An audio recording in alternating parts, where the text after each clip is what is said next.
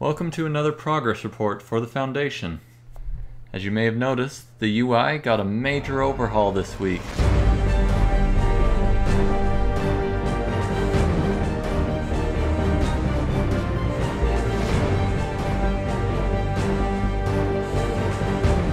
Lots of shiny new parts, overall major step forward, and I'll show off a few of those things.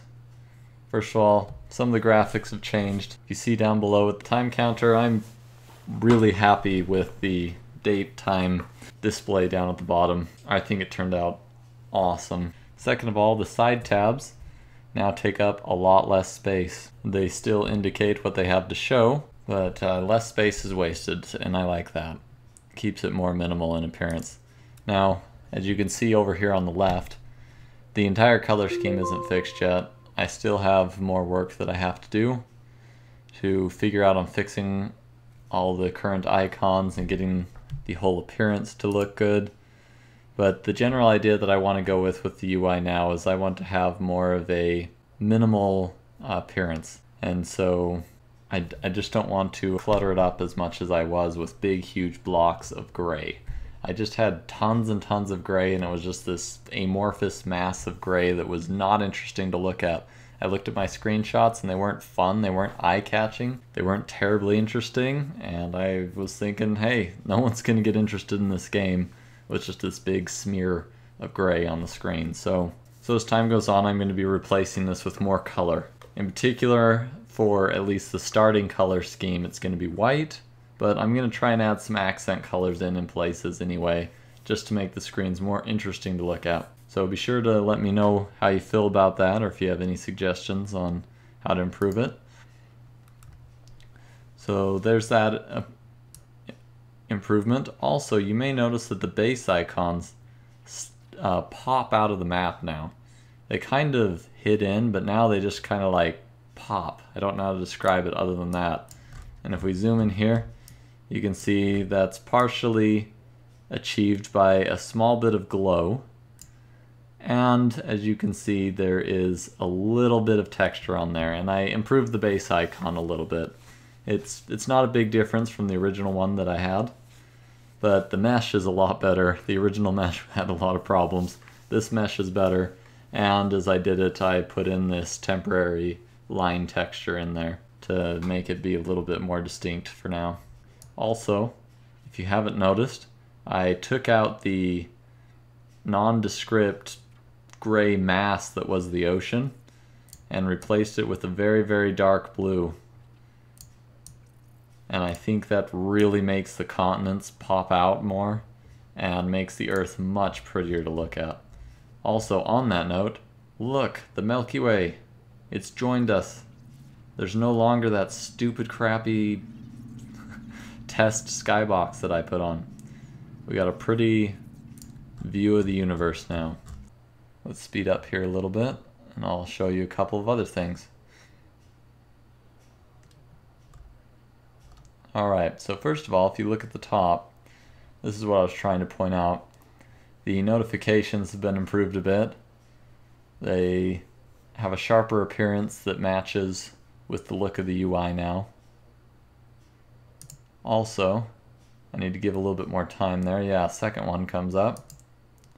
You can see now that the notification drop down only comes down as far as you have notifications. It used to come down a total max length because, well, a combination of I was lazy and Unity didn't have some good tools for it. But I figured out a way around Unity's problems and stopped being lazy. So now it only comes down as far as it needs to. So again, taking up less space. So I sped up a bit farther to show a little bit more here. You can see a lot of things have happened now. Currently the max amount of notifications is 6. I might increase it now that I have the ability to control how far down it comes. But I also wanted to show for anyone that had noticed before that I now have the marquee working perfectly. So for the news events that pop up and come across, it will run smoothly, no issues. Finally, I did some work on bases this week.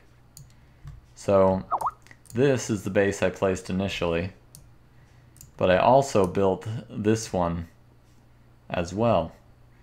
And to see how that kind of thing is done, at least right now in a completely open check environment with no budget, I can right click on the world and I now have this right click context menu that comes up. I should probably zoom in so you can see that better. It will, if I move my mouse away from it, it'll go away.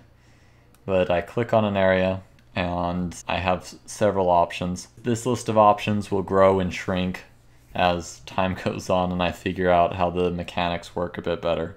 But you can see here that I can right click on any spot and dispatch a recon team. And what that'll be for, as noticing weird signs and things happening in the world, you can send out a team to try and scout out a small area to see if you can proactively find some of these anomalies before they end up causing trouble to populated centers and things like that. Also, I can then build a base. Okay, so you say you want to build a base, it pops up with the name dialog, you give it a name.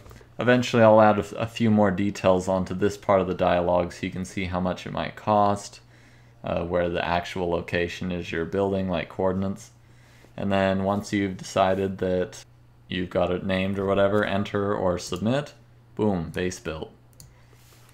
Now this is just the initial placing of the base location. You will then be able to go into the base and edit it.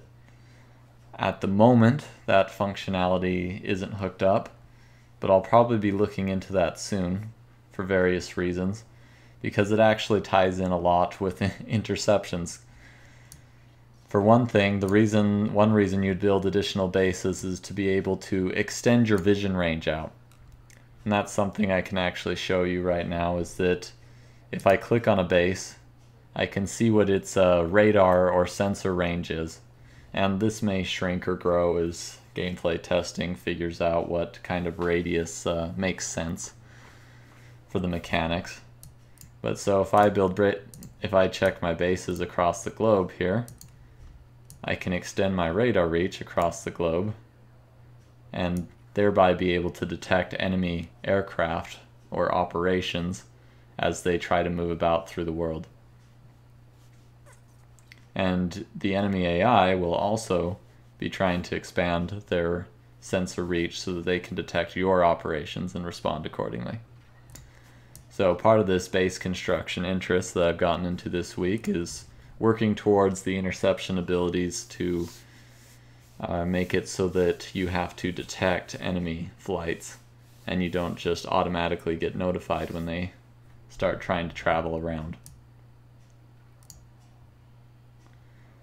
So that is the things that I worked on this week. It was a really productive week. There's even so much more that I really can't show you, just back-end things that I've gotten prepared and set up. There's some exciting stuff coming down the line that I can't wait to show you as soon as I get it into a state that is worth showing. Keep watching the videos and I'll talk to you next week.